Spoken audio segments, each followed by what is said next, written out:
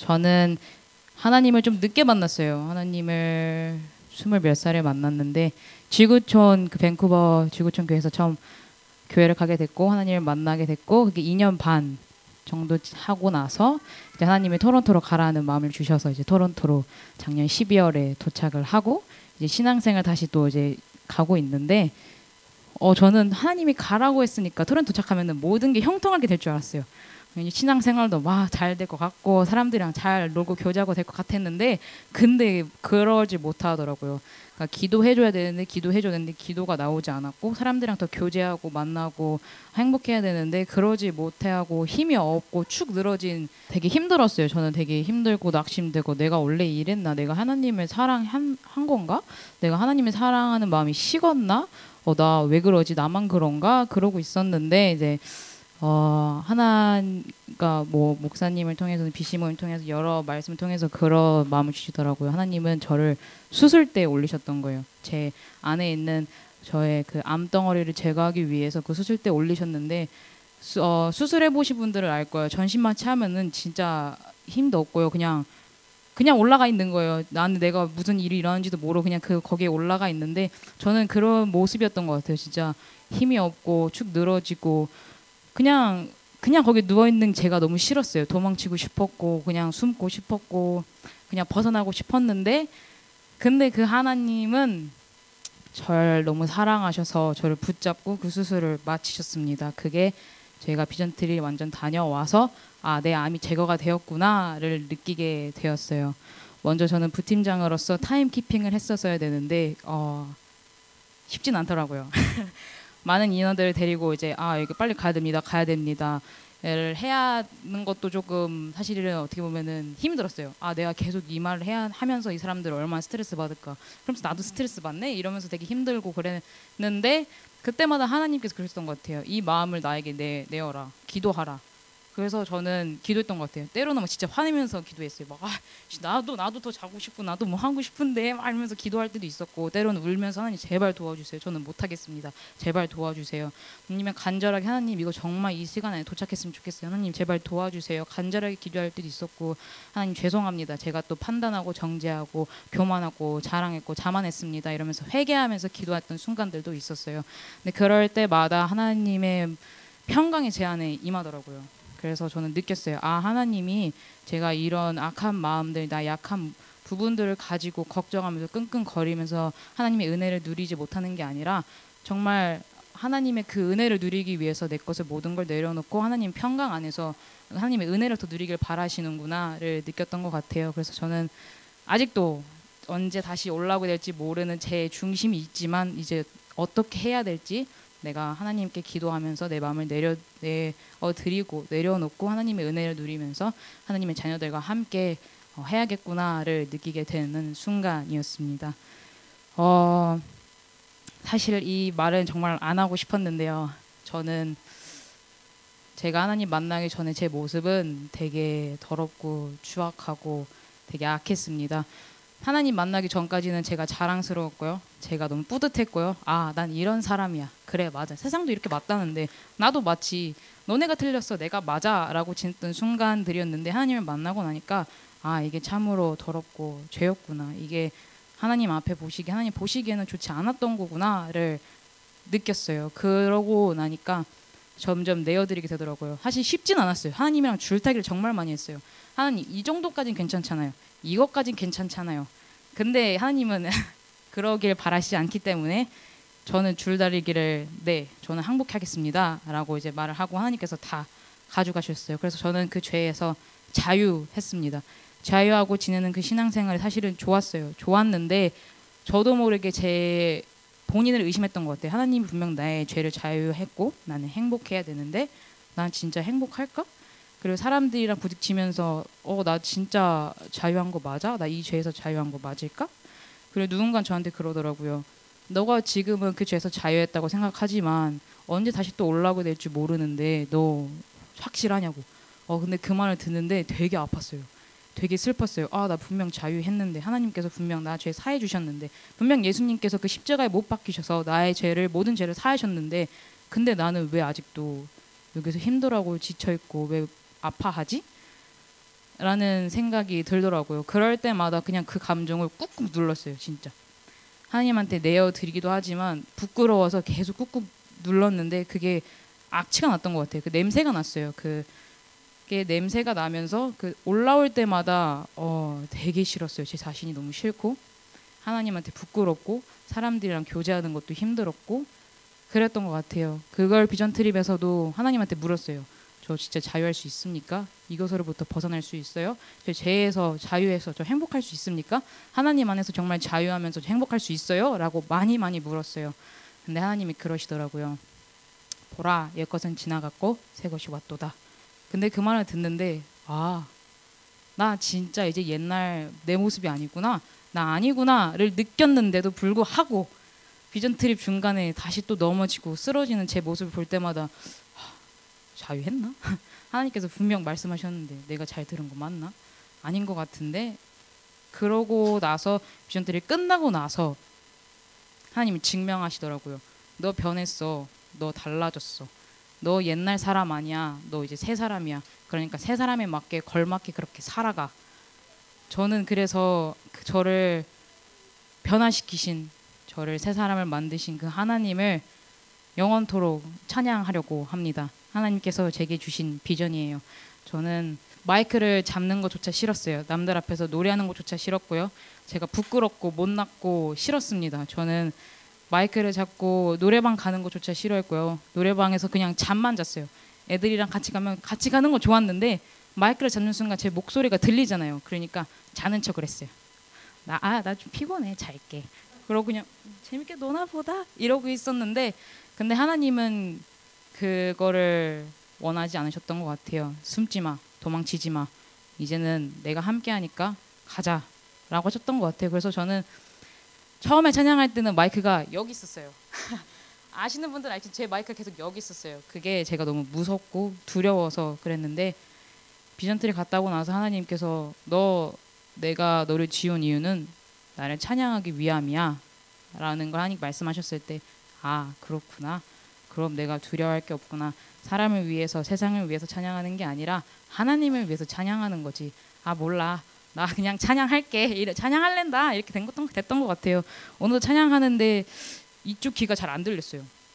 이게 참 웃긴 게, 좀 더 은혜를 받으려고 하면, 아니면 하나님께 내가 더 내어드리려고 하면은 꼭 귀가 말썽이더라고요. 특히 왼쪽 귀가.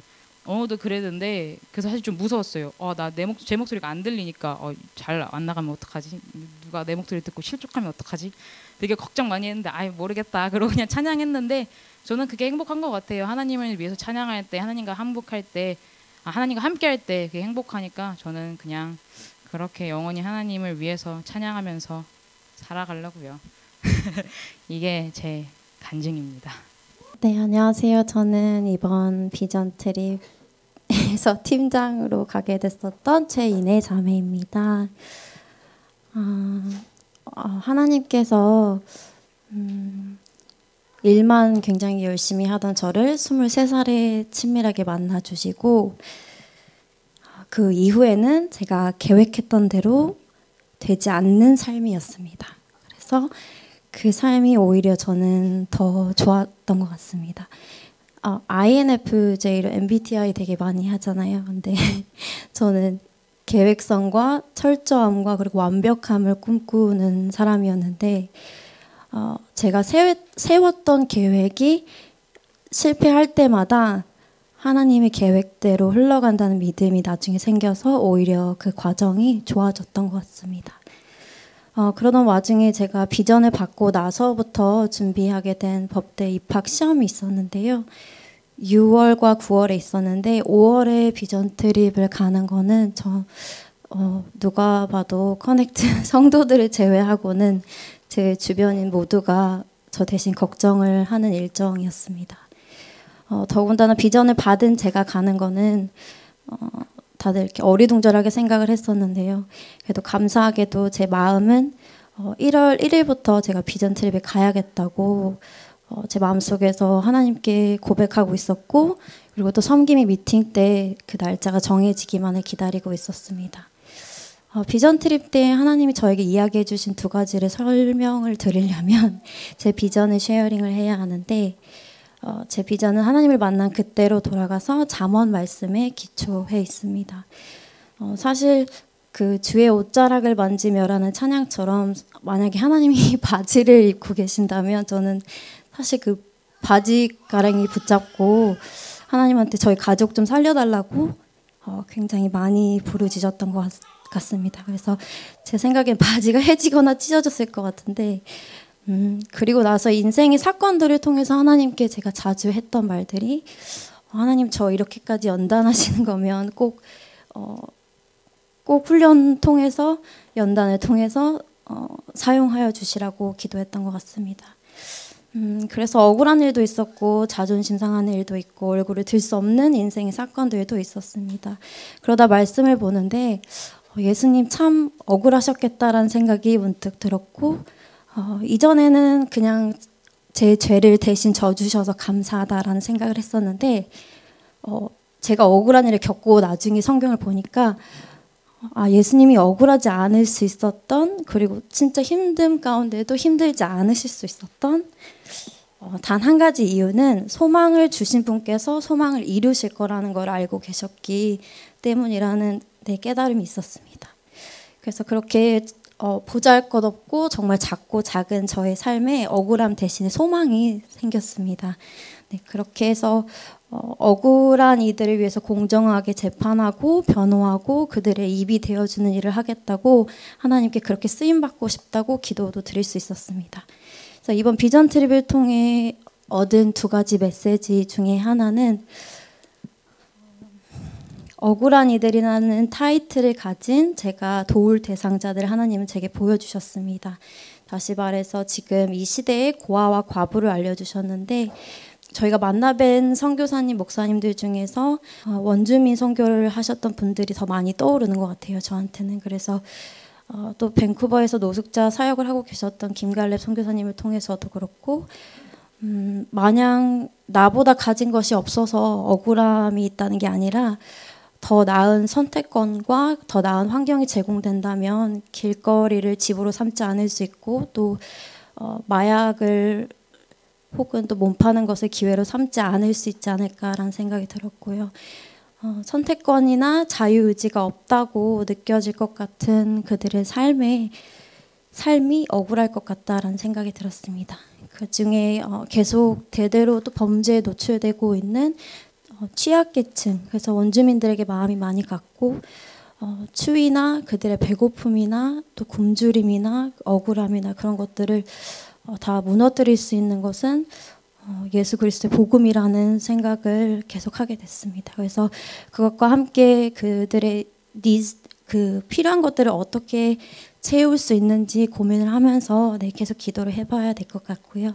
두 번째로는 저에게 하나님이 직접 이야기하신 거는 제가 이 비전을 갖고 달려올 때 가끔은 야망인지 비전인지 잘 모르겠는 거예요. 그래서 그렇게 헷갈려하는 저한테 이번 비전 트립을 통해서 저희가 웨이메이커라는 찬양을 되게 많이 불렀잖아요. 그래서 이제 포기치 말라는 메시지를 주셨고, 길을 만드시는 분. 그래서 예수님이 나를 포기하지 않으시는데 저는 저를 포기하려고 했더라고요. 그래서 비전을 향해 달려가는 것도 너무 좋지만 그 와중에 내가 예수님과 함께 가야겠다.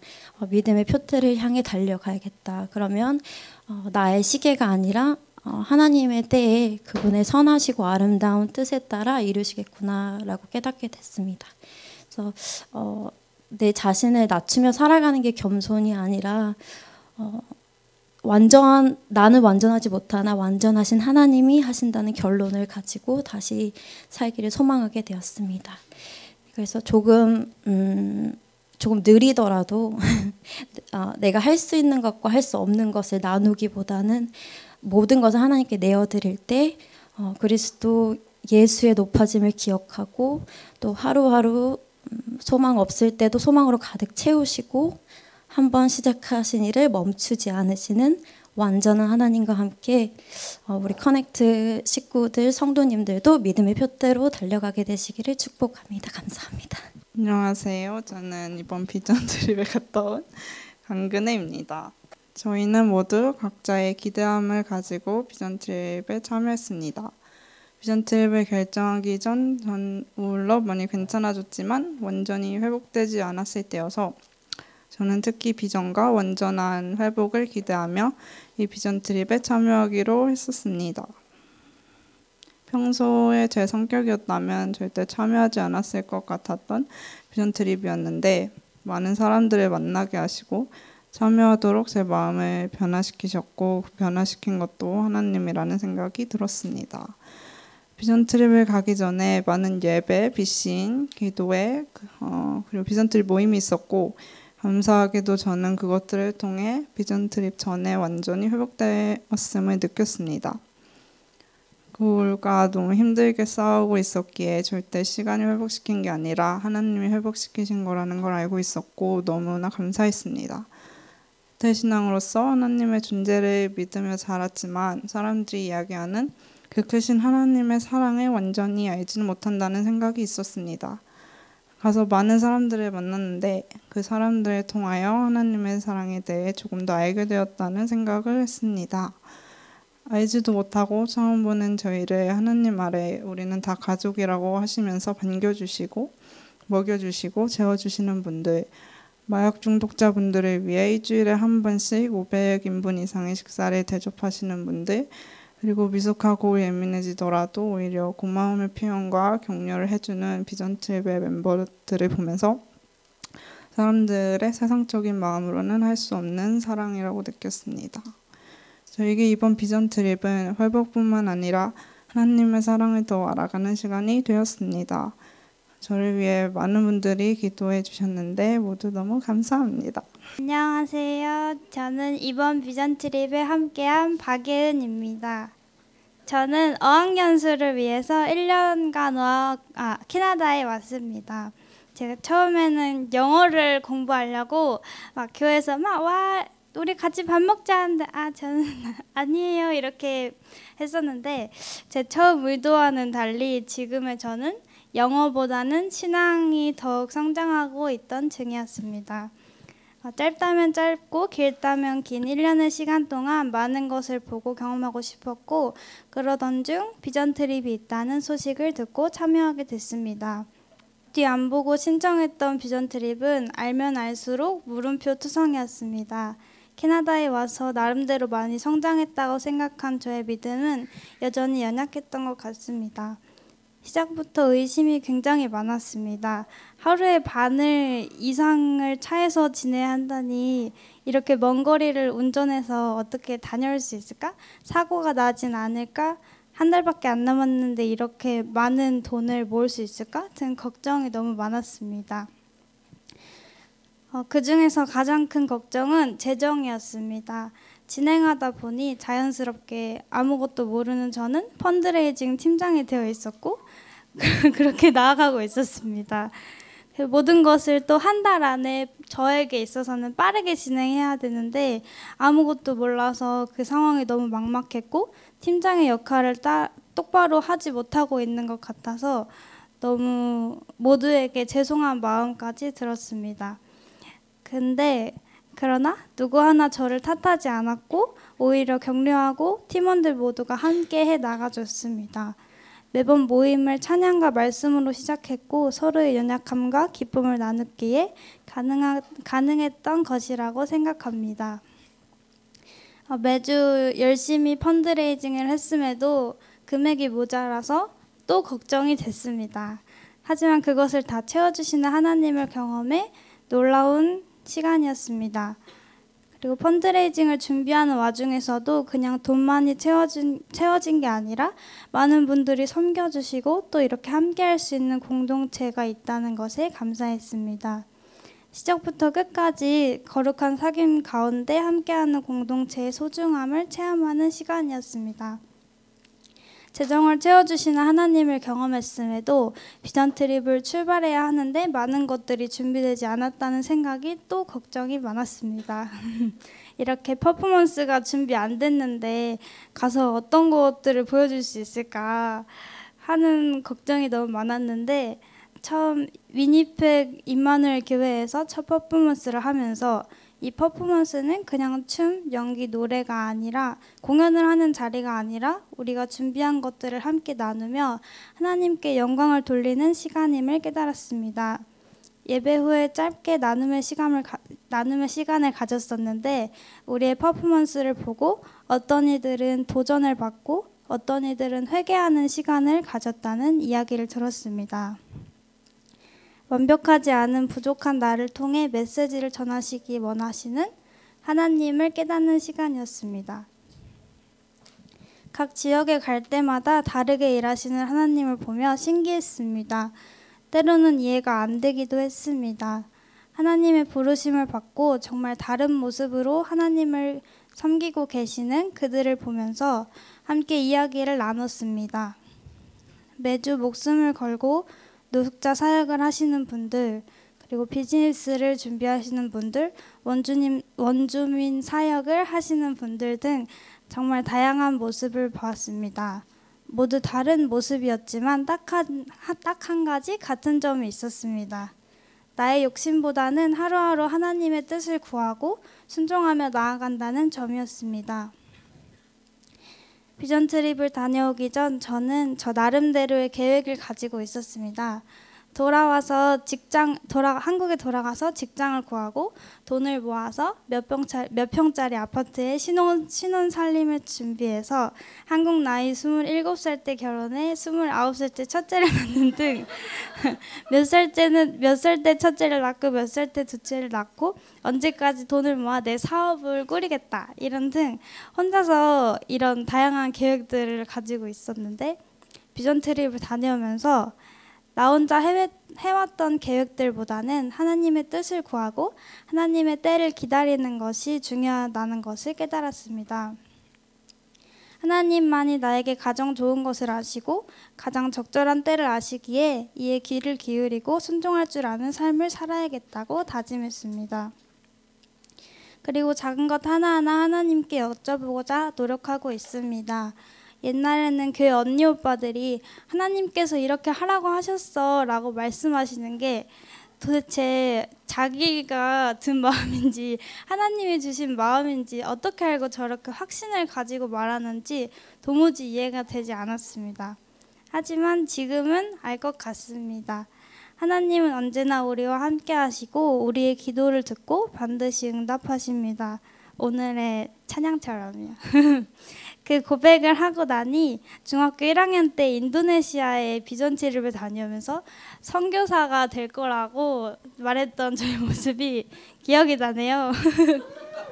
그런데 꼭 특별한 선교지에 가서 선교를 해야만 선교사는 아니니까 하나님이 이 기도를 들으시고 네, 순종해야겠지요. 제가 어떻게 하나님이 하라 하시면 순종하겠지만 네, 이렇게 간증문을 쓰다 보니 그런 기억이 났습니다.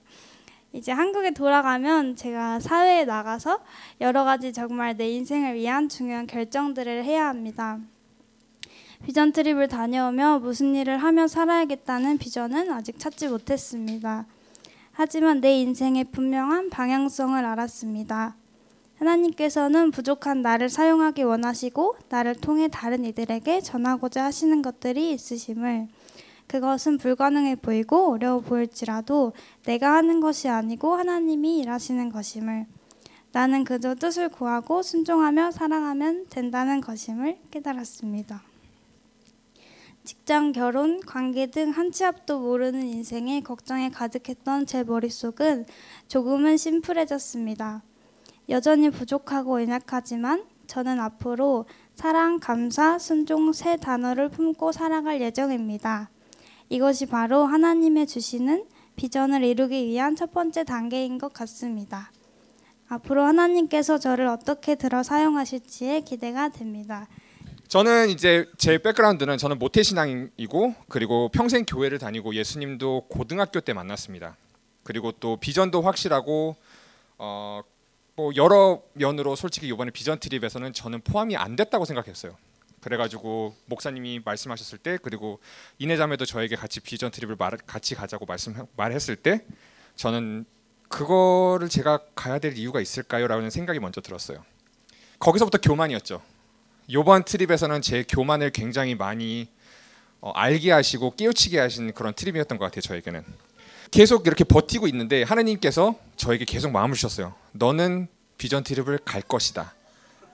가야 할 것이다. 뭐 이렇게 애매한 그런 거 아니고 확실하게 너는 갈 것이다라고 저한테 확실하게 명확하게 주셨어요. 근데 저는 그걸 들으면서 오케이 확인 이러고 그냥 무시했거든요. 솔직히 말해서.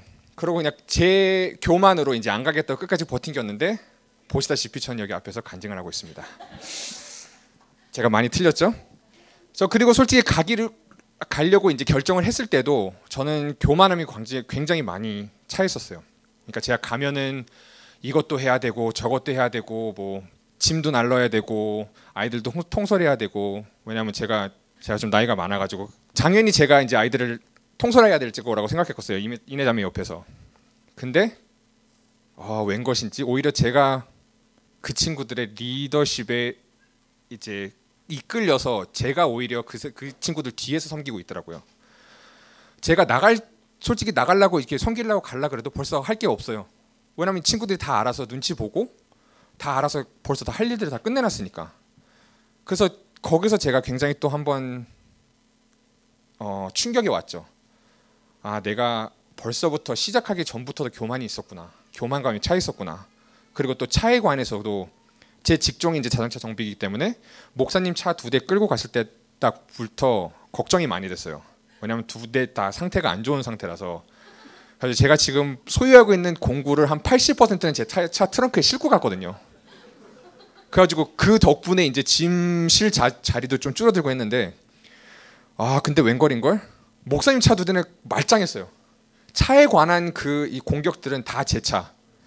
저에게만 왔던 거예요. 그래서 그때 당시에는 몰랐는데 그때는 진짜 힘들었죠. 그냥 멘탈 붕괴되고 뭐 여기가 어딘지 여기가 지금 사람이고 지금 천국인지 지옥인지 왔다 갔다 했어요. 그런데 이제 끝나고 나서 보니까 이게 제 교만을 가르쳐 주시는 것 같아요.